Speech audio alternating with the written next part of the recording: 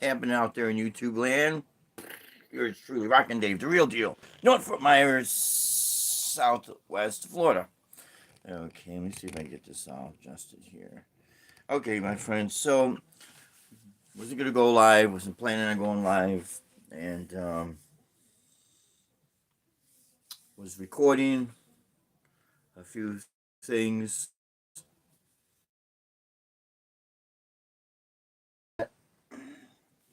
Into my old trusty Jamman stereo. These things, I love these things. The SD card, okay. Or you can do internal looping. Great. Now, a lot of you are aware of that. Digitech is no longer. Maybe another company's buying them out. Who knows?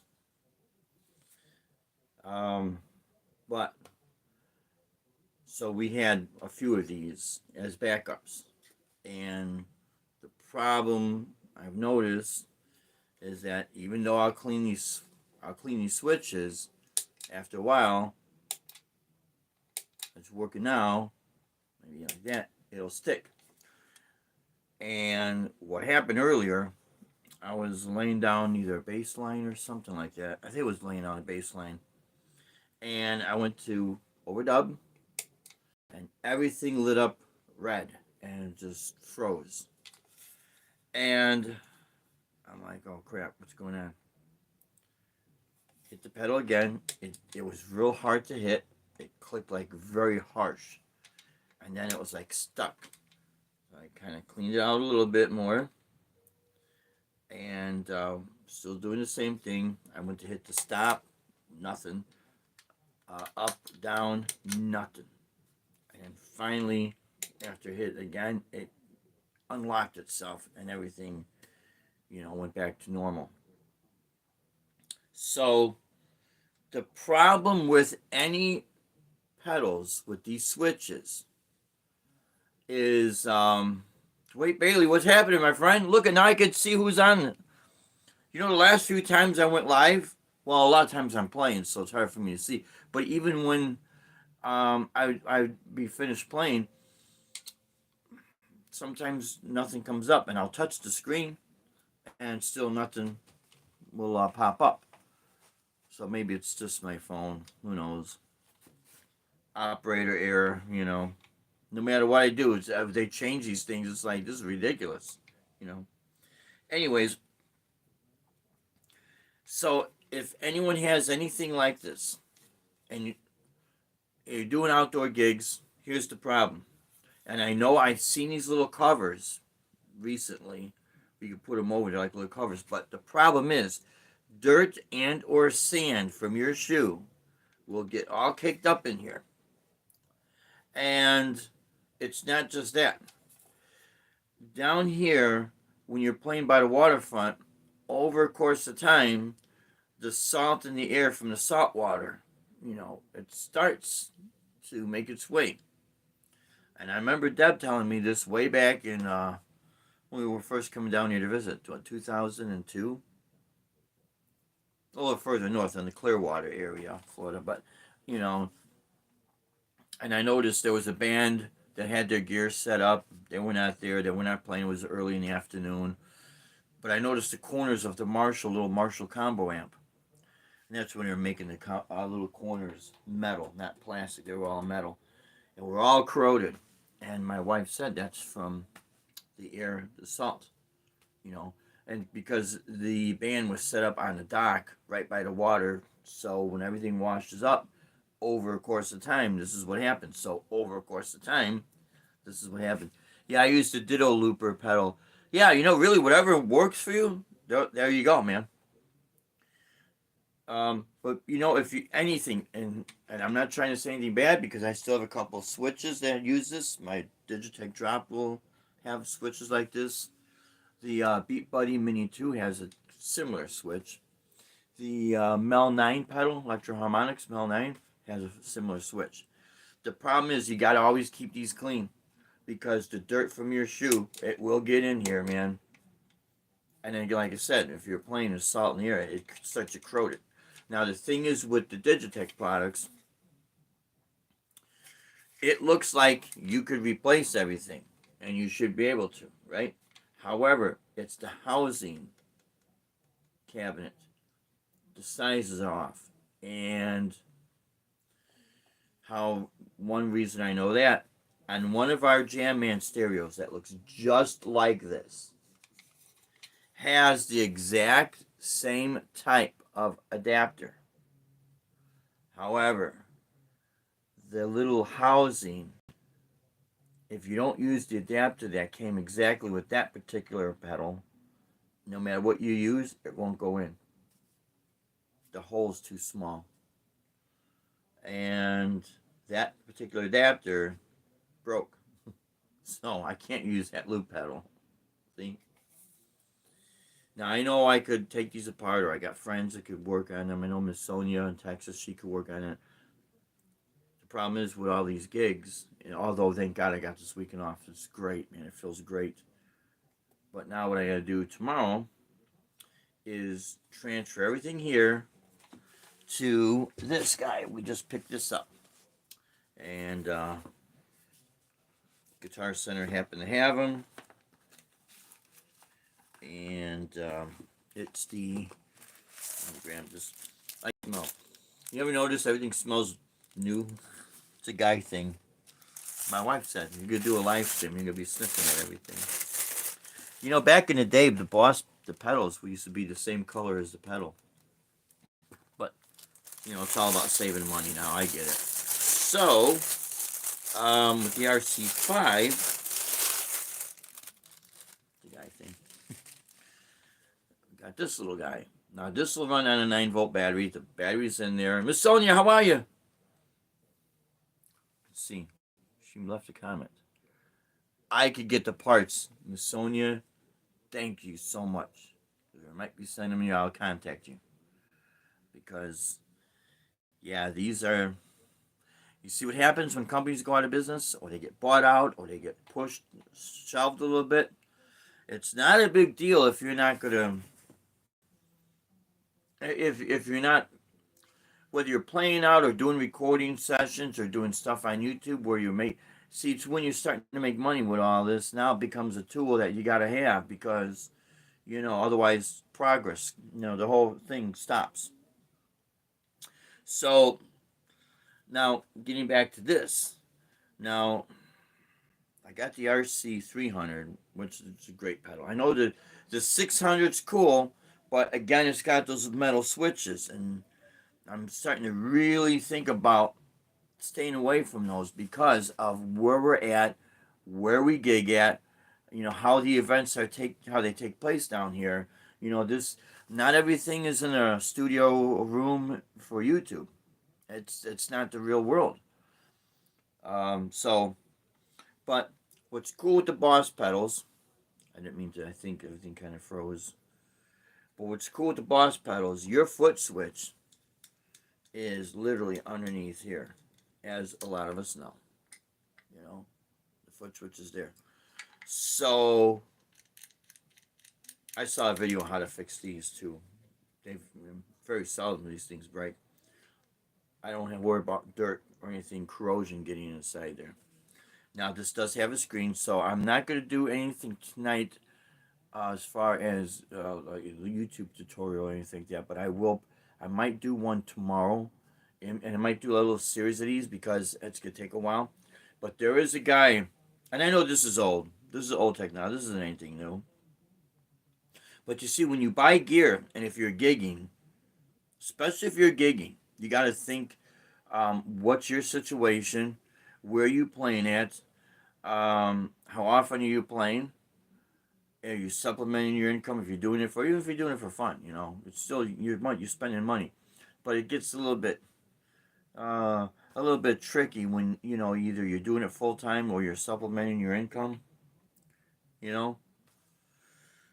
That's when it's like, okay, I gotta stick with basically products that I know they're not gonna go out of business. You know, I mean, anything could happen to anybody. It really can. I never thought that would happen with Digitech, but you know, I can't harp it.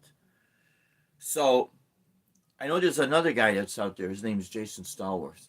He just made a comment on one of my videos that I did a video where our fans are blowing on all our gear because he's further north down here in Florida. He's in the Tampa Bay, Brandon area. Great guy, great guitar player, man. His channel he'll do metal, but then when he does a solo acoustic, he'll do like kind of like '80s rock acoustically, and sometimes his wife joins him out there. But the point is, he's out there, and he made a comment. He's got the Line 6 Go, and it starts to get hot because again, down here in Florida, they have us playing outside all the time, and the gear, man, it gets real hot. When the sun's beating on it, we try to shade it, we try to do what we can, and it is what it is. So he made a comment about the fans on the gear. Now, getting back to the video with the guy doing a demo on this, his name is John Paul. When it was like / John Paul Music UK, and he had a video. He's got a video up there. I think he posted like 2 years ago. Goes in depth with how I'm going to use this because I'm gonna load this up with backing tracks. I could name everything right there, um, and I'm gonna basically duplicate, not steal his ideas or anything like that, but show what he was talking about, but in very specific how I'm using it because I'm not downloading music. It has USB port, and I guess this is MIDI. If you wanted, they're adapters. I don't use anything with MIDI though. And I did not get the adapter. I don't need it because I got these are the RC9 pedals. I mean, not the RC, the 9X. It says it right on there. Got these pedal boards, the BCB90X, and they're self-powering these. So I got my power in there, no problem there. And I got these foot switches. Let's see if I can grab these out. So these could work with this because it does have an input for your foot switch. So you have your stereo ins and stereo outs here, but this right here is for your foot switch. So what this guy did, he showed you how to have this. When you get in the menu, you can have it where it will play, and then when you stop, it's only one. Because from the factory, how it's set is play, then overdub, and then play again, and then if you want to stop, you got to double tap it. Well, you get into the menu, you could rearrange that to have it where if you're using this as a, let's say, backing track, you hit it once, play, and then when you stop it, it stops. One time you hit the switch. Plus, he showed how to do what's called one-shot loop. So if let's say if you got a whole track and it'll stop at the end of that track, so it won't replay again. So if you're away from your pedal board and you're playing, you're at the end of the song, you don't have to run back and make sure you stop. It'll do a one stop. Plus, with the screen, you can name everything. So I'll be definitely working on that, and it's nice, small, compact. Now this does not take SD. I think the hours is a ridiculous amount of hours. Either 13 hours you could get on this thing. It has 99 memories, and it does have a drum machine and everything in there. But I mean that'll be a little bit later. I think the initial thing I'm gonna set this for is to do for my tracks when I need to, because I could always use my RC. I got some space in the RC 300 where I could use it as a looper. I mean, it's really too bad what happened with my Digitech, but it literally happened today. And when I saw that, I'm like, oh man, this is like, okay, it's coming to its end. And you know what happens when you're gigging? Everything starts to break down, boom, right at the show. Go figure. So yeah, the guy at Guitar Center said, yeah, they had a shipment come in. They had the three of them come in, but he said, yeah, these are definitely still selling. I know I saw a video with Dave Simpson, and he made a comment about, he's gonna, when he's buying gear, certain pedals, he might just go with the Boss products because you could get them anywhere because he's out there gigging now too. This is what I mean when you start setting up shows and you're gigging and you need something reliable. You need something not only that could work that's reliable, but at the same time, a lot of music, almost virtually every music store will sell Boss products. So that's what you need. Now, whether they have a particular one you're using in stock, that's a different story there. But the point is, you could. It's not a specialty item. And when I was younger, I thought, ooh, customize this and customize that. Yeah, that's great. It really is. And it's great to have it like in your studio, or if you're a novice, just because you want it, and you saved up your money for it. That's great. But be very careful when you go out there and play, because if something happens and it's an exclusive, like the parts, let's say on the custom guitar, the parts on are exclusive to that builder, and then he goes out of business, you're gonna be SOL if something goes wrong. That's the problem. Yeah, never thought I'd see that happen with the gear, but you know what? It is what it is, man. Uh, the video I did see, the guy working on doing the demo on this, I thought was really great, man. And it will definitely free up some more space, because Deb had talked about, okay, what we could do is maybe grab another one of these. Always have that backup. But so I will be doing, because my next gig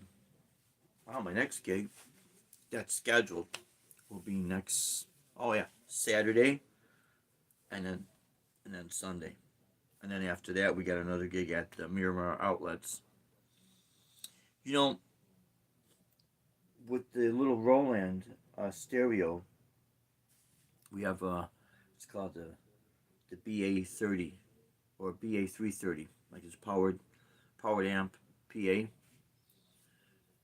It'll run on AA batteries, the GT1 AA batteries, 9 volt on this, and then of course the synth pedal, the SY1, will run on batteries. When I was talking to the guy at Guitar Center, he goes, "Oh, I don't know about running on the batteries."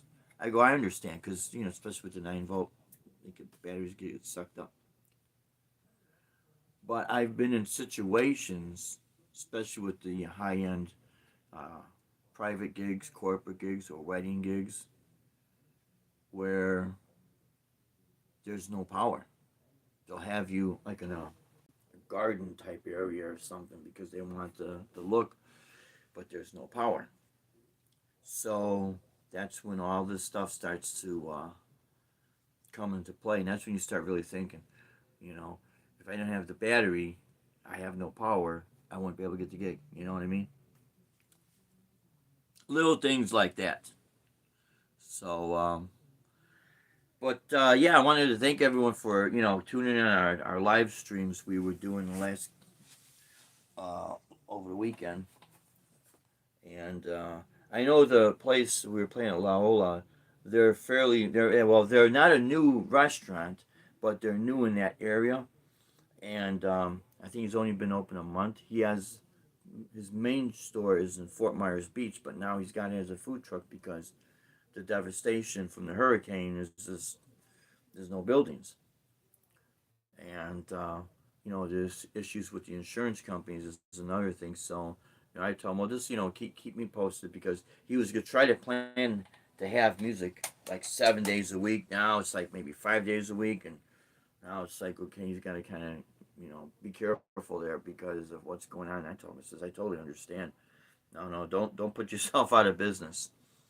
So, but what's nice, we were inside, and he's got a nice setup with the QSC speakers. That's what we've been using. Although we have what's called the CP series, and we'll use a lot of the CP8s, and we got the CP12s. And the reason why we like that, it does not have a screen. It's not the touch screen thing. It's an analog knob.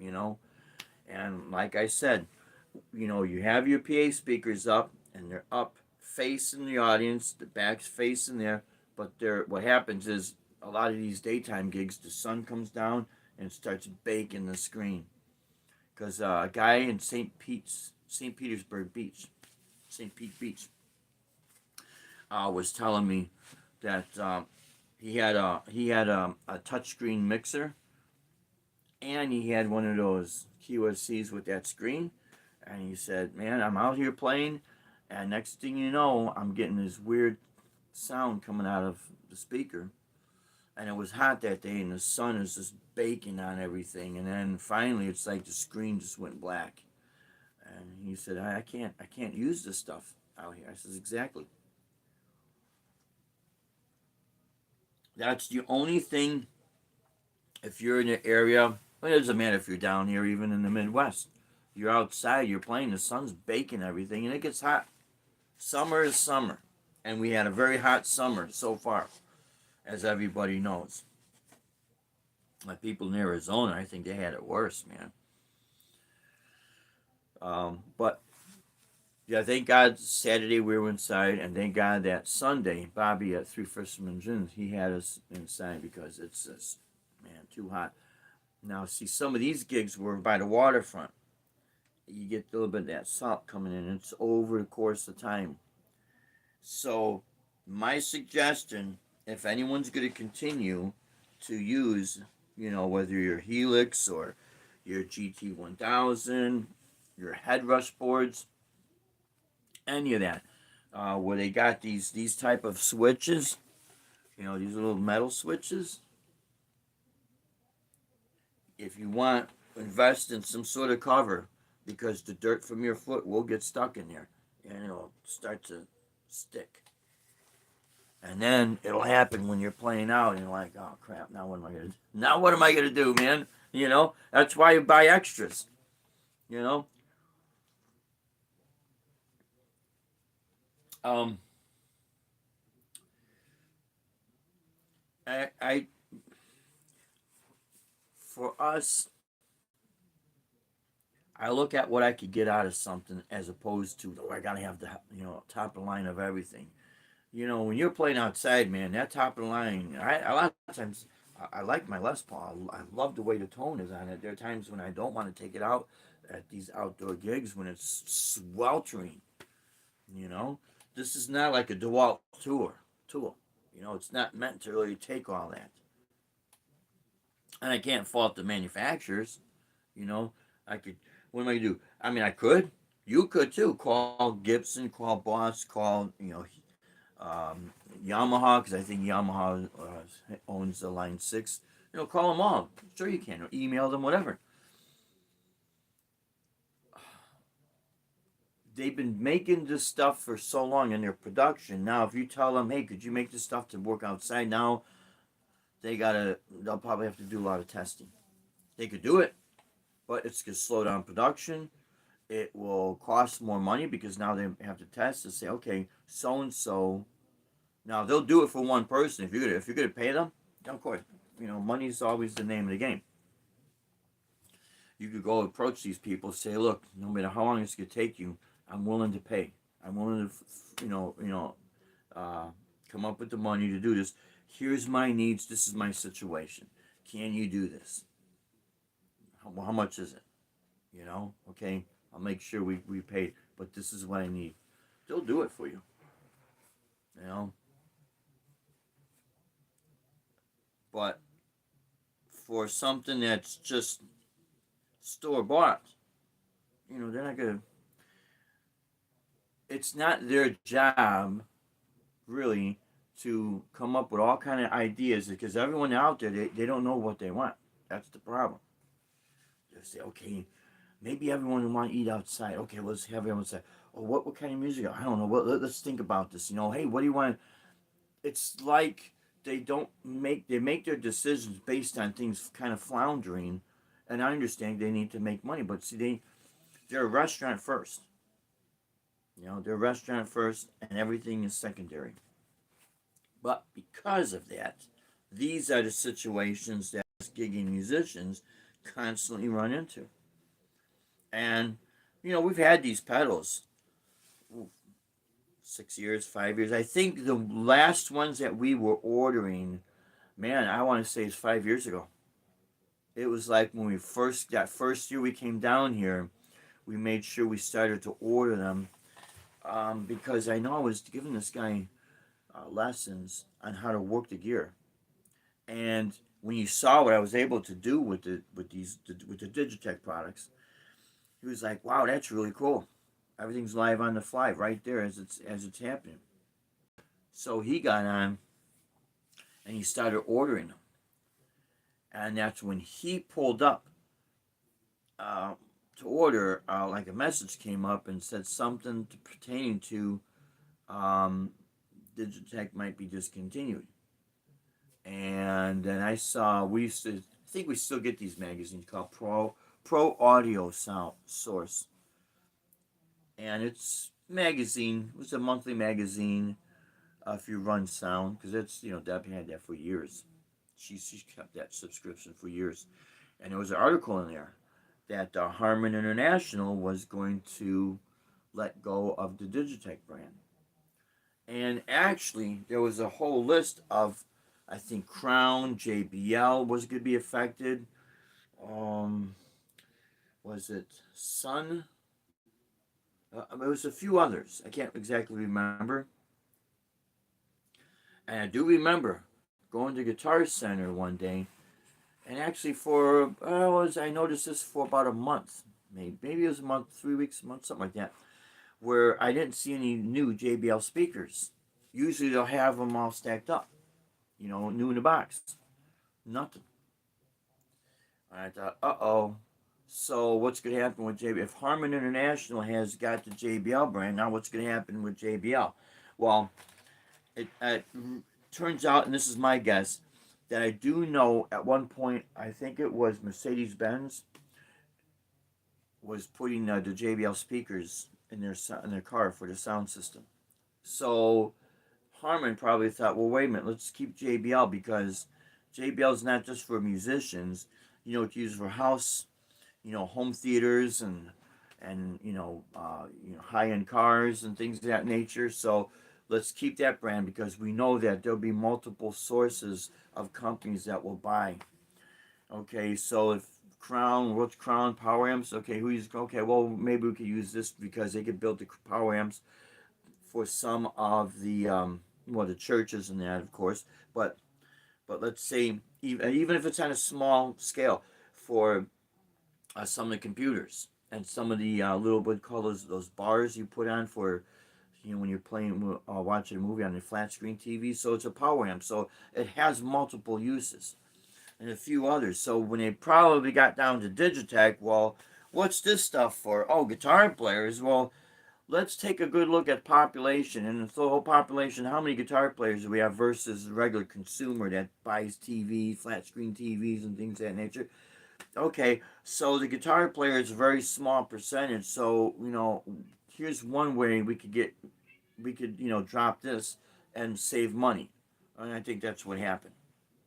It's just an educated guess, but too bad for me, right? Or anyone else that really likes the Digitech brand, but it is what it is. Now, my good friend Mark, he's up in he's down here in Florida. He works for Disney. He does sound. He went to Berklee College of Music. Great guitar player and real smart. He turned me on more to the Digitech. I would have DoD pedals and Digitech back in the past. But I started doing back to Boss products because they just work. Um, they're workhorses, easy to get. And when he was getting some killer sounds out of his RP500, I'm like, wow, that sounds pretty good. So I got the RP355, and I thought, wow, yeah, this does sound good. And then because those little switches were a little bit plastic, a little they were white and plastic, so the little bracket would wear out after you step on it, the pedal. So then we went with the RP500, and then it fell out of the car and something happened to it. So I'm like, shit. We were doing a gig. We were still living in Chicago, in the Chicagoland area, and it was wintertime and the thing bounced. Thank God it was still kind of padded, but it hit the concrete. And I know one of my patches was never the same after that. So then after that, I think that's when we got the RP360 XP. And again, like them. Really, think they're great. But since all that happened, it's like okay, I was gonna buy a smaller head rush because I really thought that thing sounded great, and I still think it, excuse me, I still think it sounds great. I think excuse me, Joe Wentz has the new head rush prime, which that thing's a killer sounding board. But after my experience with these metal foot switches, I think I'm gonna really stay away from them because my situation's different, and that's what I mean. You gotta look at your situation, and whatever. Like for the GT1, and I know they released the new Boss ME90. I thought that thing sounds a lot better than the ME80 because what they did is they have an actual switch. So if you go into your PA system, you go call that switch, and now it's not just the preamps. Now they got the speaker simulators to really work, to sound a lot better. I love the layout of the ME80, but the reason why I had to switch is, and I had to put a little plug in where the headphone jack is, and even with that, and it's supposed to be a simulator going out into the board, I would start to notice crackling in our QSCs, and it wouldn't do it with a clean sound. Only when you use overdrive distortion, and a lot of times I'm using more of an overdrive than an actual saturated distortion, and it would still have this hissy crackly. And I'm like, okay, the simulator's not really. It's not up to par. It's like it would come in and come out, whatever's going on, is what it is. So that's why I'm using a GT1. Honestly, guys, if I like a lot of stuff out there, and I guess I kind of would be a gearhead if I, wanted to spend the money. But there are times I don't want to spend all that money. It's like, really, for what? Limited edition now in color red. Now it's limited, but it's red. It's limited. I don't need it. It's the same thing in what I got. And I've learned from way back in the day when I didn't have money how to make things work. I had to. See, this is where this does matter, my friends. Both hands, picking from both hands. Everything works together, and I know there's people out there that totally disagree with me, and that's fine. You can still be my friend. I don't care, but you have to. I don't know how to explain it, but you do hear it. Your tone does project. How you manipulate it is first and foremost is your hands. It's your approach. It's your touch. How you attack the strings. The string gauges make a difference. The difference of the woods. I know there's people that everything works together. It does make a difference. Again, when we buy guitars, first thing I do, I don't plug it in. I'll play it. See how it resonates. It's like, I don't have to do anything fancy. I just could tell. And then I'll start playing single notes. And then to see how the sustain is. Especially for what I'm playing. I know I seen one of the videos Jason Stallworth was talking about. I don't know if it was an expensive Les Paul standard, and he was playing and he liked it. But he said it was hard to shred on it, not because he couldn't really play it. It just, I know what he meant. It was like there's a lot of overtones, okay? And he thought, man, I don't, it's a great guitar, and then while he was playing, he just played one note and let it sustain, and let that note sing, and then he got it. He thought, oh, this is what the Les Paul strong point is.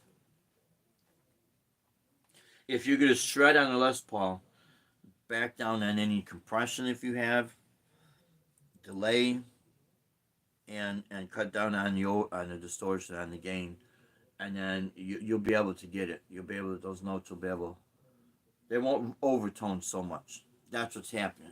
There's a lot of overtone because it's the way the guitar is made. It really does make a difference. It plays a part in the role. And the people that make that debate are the same people that would probably say, well, I got an old Marshall cabinet, or I got a Mesa Boogie cabinet, or I got a custom 412 cabinet. That it's not just the speakers in there, but the wood on the cabinet it's a different type of wood, so it does help tone, and they'd be 100% correct. It will affect as everything rattles. It's vibrating. You know, your pivot point on a guitar is your nut and the bridge, but they're attached to something. So the way the string reacts, the vibration reacts from even on the fretboard and the neck and the body of the guitar, that's what those pickups are going to pick up. Then you can have your higher output pickups and things of that nature, but that's what they're picking up, that string vibration.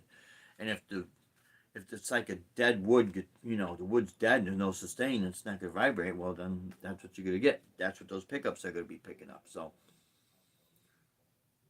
but see, the people that will discredit your tone from your fingers and the tone woods, and when they say about, it's mostly your pickups, and they are right in that respect. Your electronics are going to play a role in it, but you see, everything works together. So, but yeah, we're going to see what happens with this. Now, this is not the WaziCraft. I wish I would have kept. I wish I would have kept my delay pedal. I had, was it the DM3? I forget what it was. It wasn't a digital delay. It was the little red pedal. It was, and I bought that when that series came out. That was stereo, because the original analog delay was not stereo. And then later on, I think it was well, I bought mine early 80s.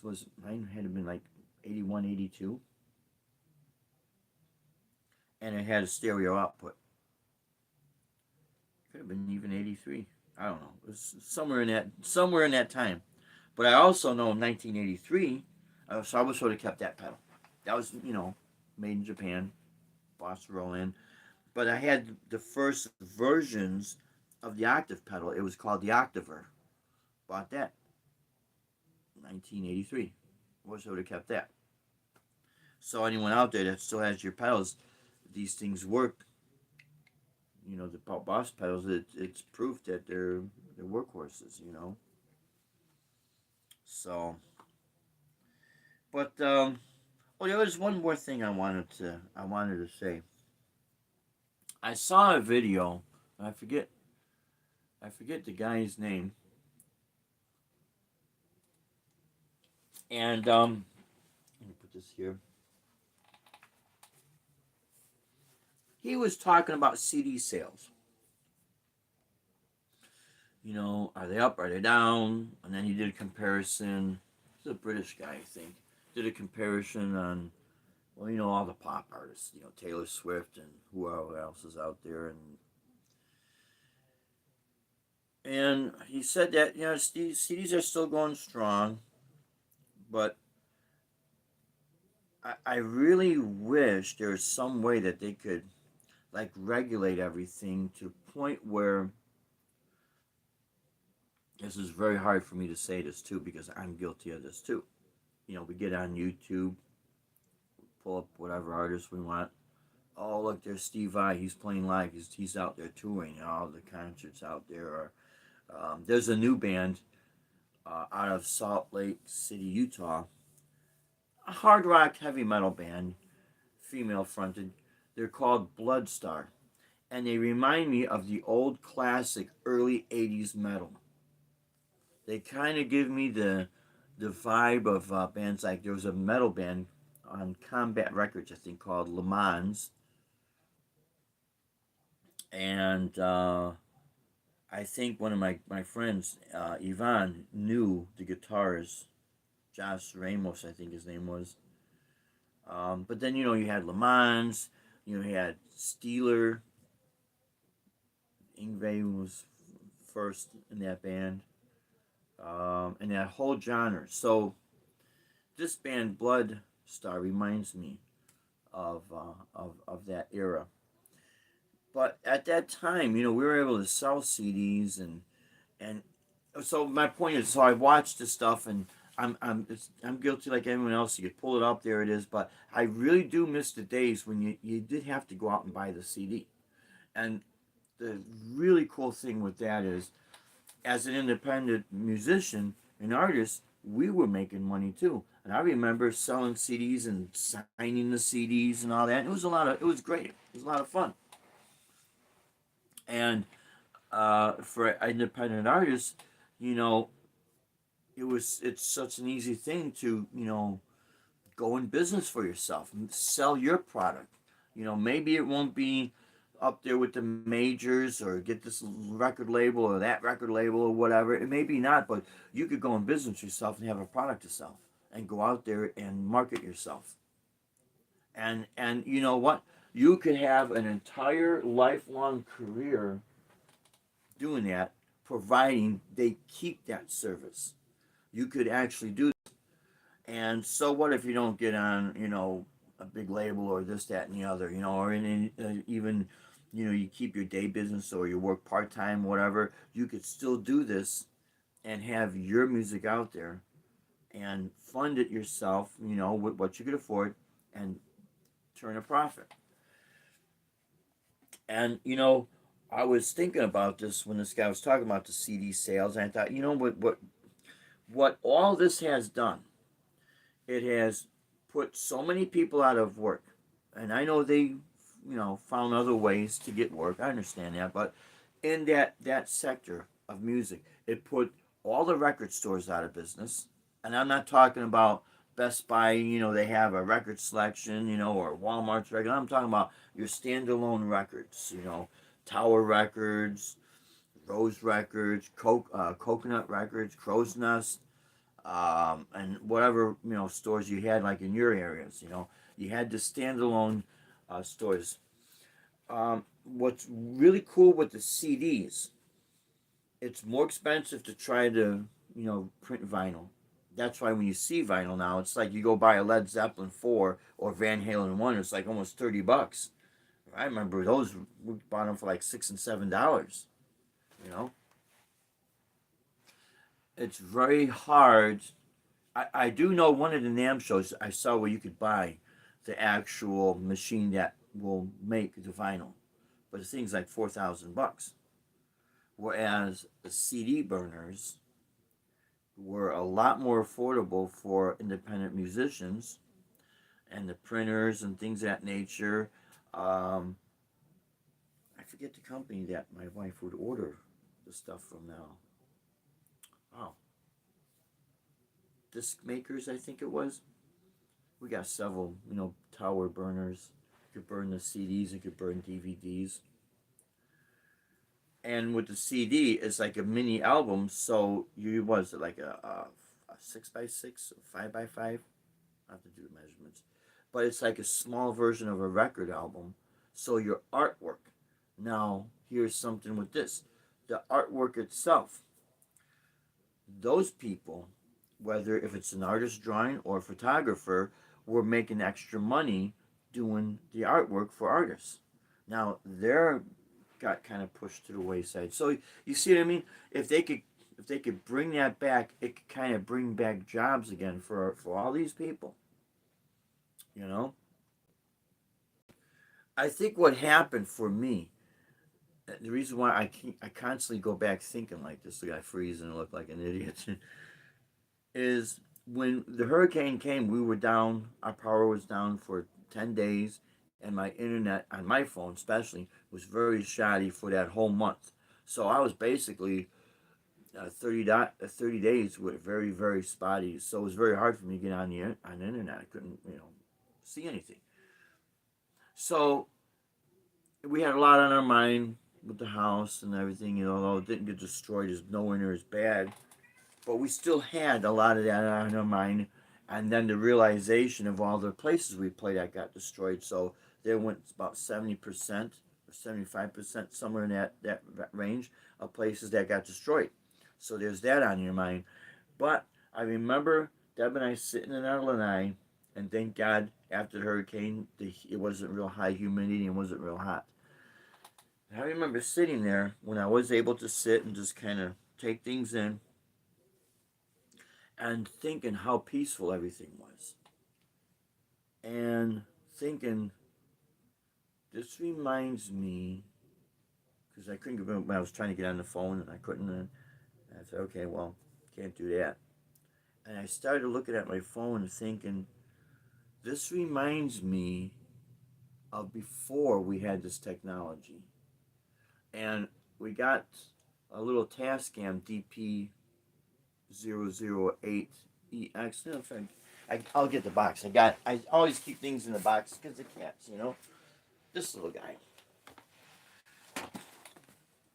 I got the adapter for everything, but I could record with AA batteries.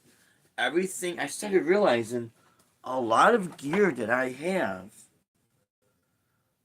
I could record, I could get work done because it'll run on batteries, and we got a whole crap load of AA batteries. I mean, literally a crap load of it. I could continue to do work, and then my mind starts to go back into getting things done, hitting the strings again. Of course, I always do that, but I mean, really hitting it, because now I have no distractions because the internet's not working. And I mean, I'm don't mean this in disrespect because I miss everybody, but there's also the other side that puts you in a position that you're not bombarded with all this. So now your mind is like free. Well, okay, boom, back to where it was before. So I think for someone like me, even though I do love this technology and I do like what we're able to do, but if something would happen that things start to change, like I said with the hurricane and not having the ability to get on and that, my mind started to shift back, and that's what made me really start to think more about. God, I miss the days where we had the CD sales and there's just something magical when you have to work for something, you have to buy it, you have to work for it. You just tend to appreciate it more. But if it's always handed down to you and it's free, free, free, free, is like no appreciation, no, you know. So, I don't know. I don't know if anyone how you feel out there. Would you like to see the CD player, the CD burner, the CDs where you got to actually buy the music? Would you like to see those days come back? And they could still have things on YouTube. And I'll tell you what, this is a tough thing for me to say, but I'm saying this from the point of view of someone that has lost money, just like a lot of people have lost money. You don't have to be signed superstar to lose money. You know, it hits us harder a little bit because we don't have endless resources, financial resources to constantly dig in. What this does help is you don't have to pay advertisement in magazines because that's very expensive. But you know, it, just if they had to, for at least the majors, you know, put a little cap on it. If you want to see something, all right, here's a monthly fee. And I know this is not popular with some of the people out there, me saying this, but think if you were relying on this income. And I'm not talking about YouTube income. I mean, it helps a little bit, but where people have to stop buying music again. Now you could say, hey, I could go out there and I could make some money. It probably will help with these. We've always had the copyright infringement laws. It's always been out there, but it probably, theoretically, would lighten up a little bit because now people are going back to actually making money off music because people got to buy music. They're not getting it for free. Well, see, when it runs rampant going for free, that's when, and they're gonna come out like vultures. A lot of restaurant and club owners now that I've talked to, they're starting to realize that, oh yeah, I gotta pay into this. I gotta annual or twice a year or however they work that with the PROs, performance rights organizations. They gotta do it, and it also is in there as public performance. If maybe I could grab one of these books right here. What do I got here? I got all kind of stuff. Rock instrumentals, right? It'll be so small, hard to see it, man. See, this is what I mean. Look at this.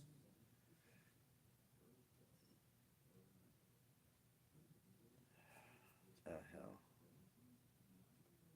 Yeah. It says it right there.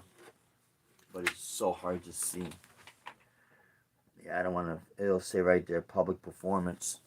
You know, it's in there. And what that means is it's unauthorized if you don't get the permission. And public performance is just that. You go out to play at a restaurant or club, it's public performance. That place is out there to make money.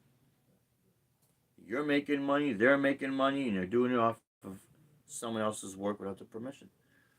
And as petty as that may sound, and when people do play the covers, it does keep that music alive. I agree with that. It does. But how would you feel if you started losing money? And no matter if it's great or small, you still lose money. You start, over the course of time, you start saying, "Oh crap, man! My car is one of my main pieces of gear, and I'm having major work that needs to be done. But now, the money I thought I had, I don't have for it. Now, what am I gonna do?" See, everything's connected, you know. But I just thought I'd throw it out there with the CD sales to see if they could make a comeback. See if you could actually go to a store and start buying CD players, It was kind of magical because you had something tangible to, to have in your hand. So, but anyways, we'll get this going, and I'll start. What I'll probably do is the first videos, or if I do it as a live stream, is do this as exactly as I'm going to use this first. But if you really want to see, like tonight, you can't wait, Dave. I don't have time to wait because sometimes it takes you longer.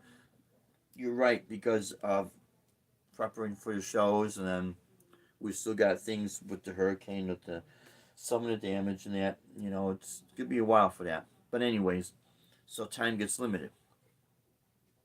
The guy that I saw do the video on how to use this as like if you for backing tracks as a like a player, his name is John Paul with a little dash. John Paul Music, UK, and the video is 2 years old and it's like over an hour long, but he goes into really great detail. I thought, man, that's pretty awesome. So I will keep you guys posted, and if I don't do this live, maybe I'll do this right with my Zoom camera because I could kind of focus a little better. And I'll see if I can do it in small videos, so it's not like one long video, very small video. So if what one video shows, you don't really need it, but the next part of the video you need, then you can just start, jumping around there. Because if I do it like that and load them up as separate videos, it might be more beneficial. So, anyways, my friends, thanks for tuning in. I really appreciate it, and we'll keep you posted. And yeah, see how this works. Till next time, you stay strong, safe, and true. Rock on, and God bless you, my friends. Thanks for watching. We love you all. Take care.